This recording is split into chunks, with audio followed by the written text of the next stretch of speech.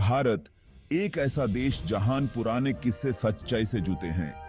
ये देश अपनी विरासत और संस्कृति के लिए जाना जाता है, जहां हर कोना एक कहानी सुनाता है और हर कहानी में एक गहरा संदेश छुपा होता है। जहां देवता और देवियां धरती पर चलते हैं और उनकी कहानियां पीढ़ियों से सुनाई जाती हैं। ये कहानियां सिर्फ कहानियां नहीं, बल्कि जीवन के मूल्यों का प्रतीक हैं, जो हमें जीवन जीने का सही तरीका सिखाती हैं। विश्वास ही वो शक्ति है जो इस देश को जोड़े रखती है और लोगों को प्रेरित करती है। ये विश्वास ही है जो हमें कठिनाइयों से लड़ने की शक्ति देता है और हमें एक दूसरे से जोड़ता है। पुराने ग्रंथों से लेकर लोक कथाओं तक ये कहानियां हमें सही रास्ता दिखाती हैं, शांति देती हैं और धर्म और श्रद्धा का महत्व समझाती हैं। ये ग्रंथ और कहानियां हमें अपने पूर्वजों की विरासत से जोड़ने का काम करती हैं और हमें अपने जीवन में उनके मूल्यों को अपनाने की प्रेरणा देती हैं। हिंदू धर्म में ऐसे कई देवी देवता हैं जिन्हें हम पूजते हैं और उनमें से एक हैं श्री श्याम। श्री श्याम की कहानी एक ऐसी कहानी है जो हमें भक्ति और बलिदान का महत्व समझाती है। वो कोई आम भगवान नहीं, बल्कि एक ऐसे इंसान थे जिन्होंने अपने बलिदान और भगवान की कृपा से देवता का दर्जा हासिल किया। उनकी कहानी हमें ये सिखाती है कि कैसे एक आम इंसान भी अपने कर्मों से देवता बन सकता है। महाभारत में उनकी कहानी हमें कर्तव्य, भक्ति और विश्वास की ताकत के बारे में बताती है। ये कहानी हमें यह भी सिखाती है कि कैसे एक योद्धा अपने कर्तव्य के प्रति समर्पित रहकर अपने जीवन का उद्देश्य पूरा कर सकता है। ये कहानी शुरू होती है एक योद्धा बर्बरिक से, जो भीम और हिडिंबा के पोते थे। बर्बरिक की कहानी एक ऐसी कहानी है जो हमें योद्धा के साहस और समर्पण का प्रतीक दिखाती है। बेमिसाल शक्ति और 3 जादुई तीरों से नवाजे गए बर्बरिक ने कुरुक्षेत्र युद्ध में अपने पांडव परिवार का साथ देने का प्रण लिया। उनकी यह प्रतिज्ञा हमें यह सिखाती है कि कैसे एक योद्धा अपने परिवार और धर्म के प्रति समर्पित रहकर अपने जीवन का उद्देश्य पूरा कर सकता है। लेकिन लगता है किस्मत को कुछ और मंजूर था। बर्बरिक की कहानी में एक ऐसा मोड़ आता है जो उनकी जिंदगी को हमेशा के लिए बदल देता है। यहाँ से कहानी में एक रोचक मोड़ आता है। ये मोड़ हमें ये सिखाता है कि कैसे किस्मत और भगवान की कृपा से एक योद्धा अपने जीवन का उद्देश्य पूरा कर सकता है। बर्बरिक का सामना जब एक ब्राह्मण के वेश में लॉर्ड कृष्णा से होता है, तो यही पल उनकी जिंदगी का टर्निंग पॉइंट बन जाता है और उन्हें एक ऐसी राह पर ले जाता है जो उन्हें अमर बना देता है। यह मुलाकात हमें यह सिखाती है कि कैसे भगवान की कृपा से एक योद्धा अपने जीवन का उद्देश्य पूरा कर सकता है और अपने कर्मों से अमर बन सकता है। बर्बरिक युवा होने के बावजूद कोई मामूली योद्धा नहीं थे। वह एक अद्वितीय योद्धा थे जिनकी वीरता और साहस की कहानियां दूर दूर तक फैली हुई थीं।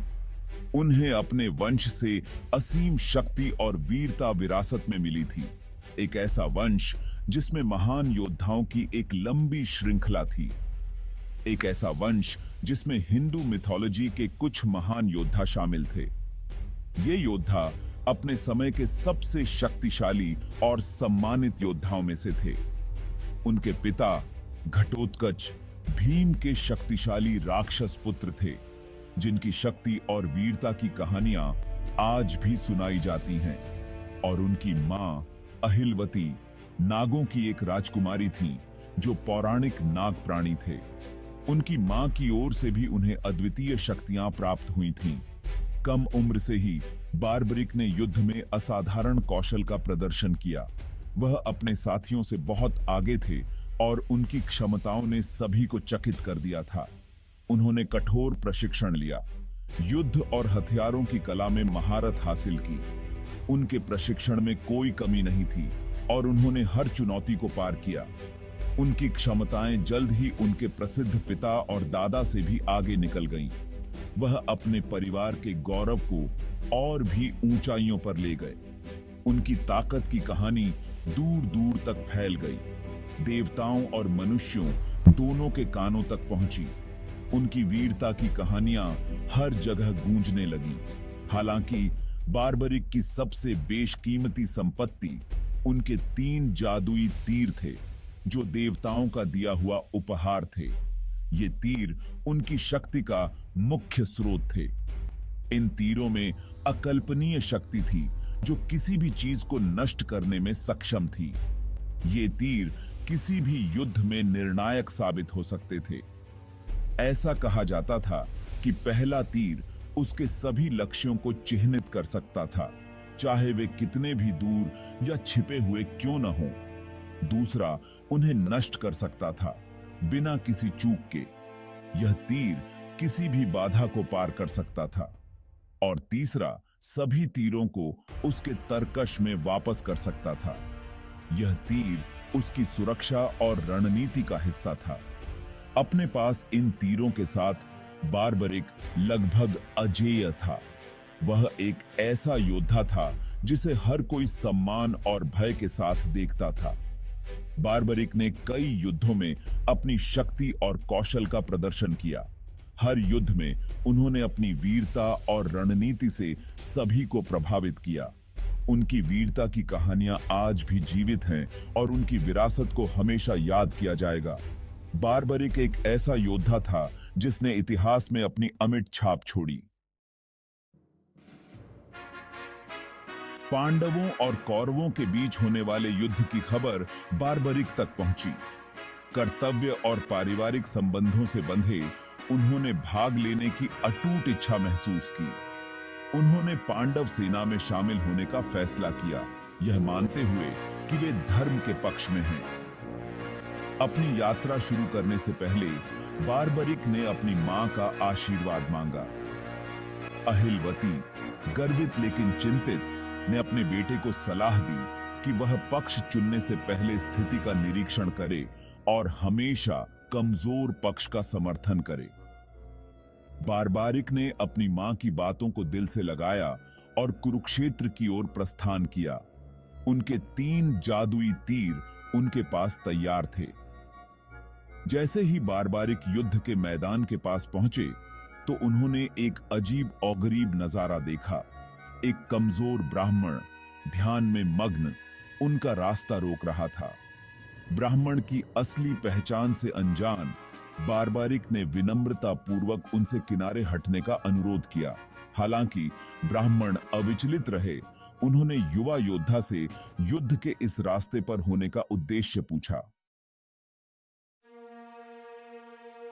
ब्राह्मण के सवालों से हैरान होकर बारबरिक ने अपनी पहचान और पांडवों के साथ लड़ने की अपनी इच्छा प्रकट की। बारबरिक ने बताया कि वह एक महान योद्धा है और उसके पास 3 तीर हैं जो किसी भी युद्ध का परिणाम बदल सकते हैं। उसकी इच्छा थी कि वह पांडवों की तरफ से लड़कर धर्म की रक्षा करे। उन्होंने गर्व से अपने 3 तीरों की ताकत और जो वह सही मानते थे उसके लिए लड़ने के अपने अटूट दृढ़ संकल्प का वर्णन किया। बारबरिक ने कहा कि उसके तीर इतने शक्तिशाली हैं कि वे किसी भी लक्ष्य को भेद सकते हैं, चाहे वह कितना भी दूर क्यों न हो। वह अपने तीरों की शक्ति पर पूरा विश्वास रखता था और उसे यकीन था कि वह युद्ध में विजयी होगा। ब्राह्मण ध्यान से सुनते रहे। उनके होठों पर एक मंद मुस्कान तैर रही थी। उन्होंने बारबरिक की बातों को ध्यान से सुना और उसकी आत्मविश्वास भरी बातों पर विचार किया। ब्राह्मण ने बारबरिक की बातों में छिपी सच्चाई को समझने की कोशिश की। उसने तब बारबरिक को चुनौती दी, यह सवाल करते हुए कि क्या युवा योद्धा वास्तव में युद्ध के निहितार्थ और अपने कार्यों के भार को समझता है। ब्राह्मण ने पूछा कि क्या बारबरिक ने कभी सोचा है कि उसके तीरों का उपयोग करने से क्या परिणाम हो सकते हैं। क्या वह जानता है कि युद्ध में सही और गलत के बीच अंतर करना कितना मुश्किल होता है। क्या उसके 3 तीर सही और गलत, निर्दोष और दोषी के बीच अंतर कर सकते हैं। बारबरिक हक्के बक्के रह गए। उसने कभी इस दृष्टिकोण से नहीं सोचा था। वह सोच में पड़ गया कि क्या उसके तीर वास्तव में न्याय कर सकते हैं। उसने अपने हथियारों की नैतिक जटिलताओं पर कभी विचार नहीं किया था। बारबारिक ने अपने तीरों को देखा और सोचा कि क्या वे वास्तव में सही और गलत के बीच अंतर कर सकते हैं। उसने महसूस किया कि युद्ध केवल शक्ति का खेल नहीं है, बल्कि इसमें नैतिकता और न्याय का भी महत्व है। ब्राह्मण ने उसकी उलझन को भांपते हुए अपना असली रूप प्रकट किया, भगवान कृष्ण। कृष्ण ने कहा कि वह बारबरिक की परीक्षा लेने के लिए ब्राह्मण का रूप धारण किए हुए थे। उन्होंने बताया कि युद्ध में केवल शक्ति ही नहीं, बल्कि नैतिकता और धर्म का भी महत्व होता है। उन्होंने समझाया कि युद्ध अच्छाई और बुराई के बीच एक साधारण लड़ाई नहीं थी, और यहाँ तक कि सबसे शक्तिशाली योद्धाओं को भी नैतिक दुविधाओं का सामना करना पड़ेगा। कृष्ण ने कहा कि युद्ध में सही और गलत के बीच अंतर करना बहुत मुश्किल होता है, और हर योद्धा को इस दुविधा का सामना करना पड़ता है। उन्होंने बारबरिक को समझाया कि युद्ध में नैतिकता का पालन करना बहुत जरूरी है। कृष्ण ने एक परीक्षा का प्रस्ताव रखा। उन्होंने कहा कि वह बारबरिक की शक्ति और नैतिकता की परीक्षा लेना चाहते हैं। उन्होंने बारबरिक से कहा कि वह अपने तीरों का उपयोग करके एक विशेष कार्य करे। उन्होंने पास के एक पीपल के पेड़ की ओर इशारा किया और बारबरिक से अपने तीरों का उपयोग करके पेड़ की सभी पत्तियों को एक ही बार में भेदने के लिए कहा। कृष्ण ने कहा कि यह परीक्षा बारबरिक की शक्ति और उसकी नैतिकता दोनों की परीक्षा होगी। खुद को साबित करने के लिए उत्सुक बारबरिक ने अपना पहला तीर नाम, उसने अपने तीर को धनुष पर चढ़ाया और निशाना साधा। बारबरिक ने सोचा कि यह उसके लिए अपनी शक्ति और कौशल को साबित करने का एक अच्छा मौका है।